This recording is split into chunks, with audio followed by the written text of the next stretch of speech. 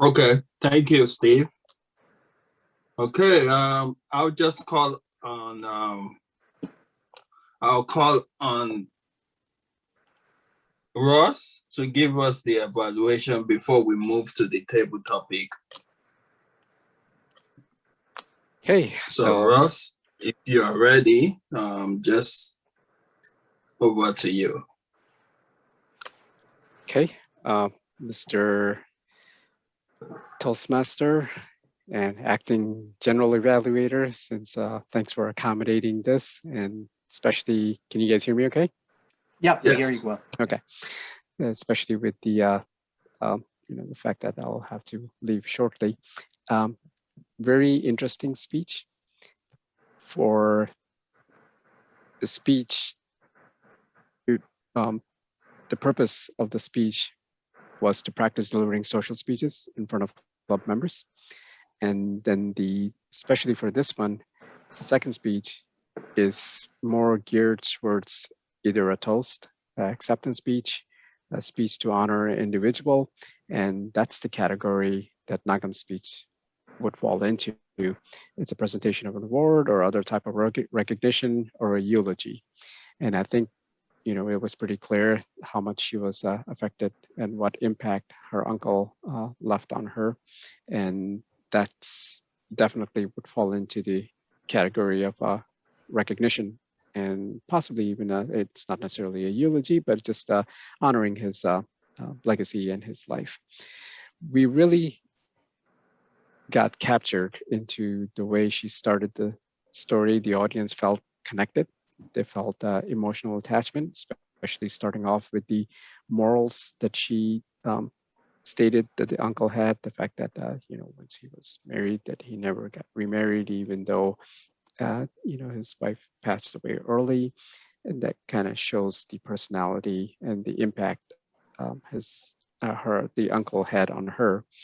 And we also got a little bit to know about the personality, and especially the fact that we always have that uncle that, has a bunch of jokes and is a lively figure. And even though you might not like all the jokes or, think all of them are funny, just the fact that somebody is trying to lighten the mood and is a pleasant personality and friendly to talk to, that in itself is, as I remember growing up with few of my uncles, that was enough. It doesn't really necessarily have to be a stand-up comedian or anything, but just somebody that that has a lively characteristics.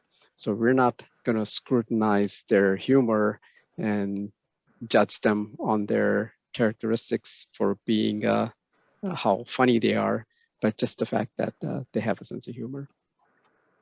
And the other thing that I really like that that in terms of gestures, it's hard to tell with the video, but the fact that, she raised her hand for the glass and also raising the hands in prayer, I think those gestures are, they were done pretty well. Just with the camera angles, it might have been just a little bit different. It would have been better if it was with the live audience. The eye contact, it's kind of hard to tell with the video, but sometimes look like you were looking at the screen. I think that's something that you might want to have more focus on in terms of eye contact. I thought the vocal variety was good. And there wasn't a monotone speech. You did have some places where it did show emotion, and it shows, when you were talking about his humor and you were laughing. So it did have a vocal variety to it. I think the comfort level was really good because I really didn't feel any hesitancy or nervousness in terms of delivery. And I think the topic was very interesting because it engaged everybody. So with that, I'd like to hand it over to our general evaluator. And great job, Nagham. Thank you. He used the word of the day so smoothly, I didn't even realize it till after a little bit. So yeah, thank you, Ross. Just a quick note for Glennis and Temika. Ross is leaving early, so he has to do the evaluation before he leaves. So that's why we are having evaluation before.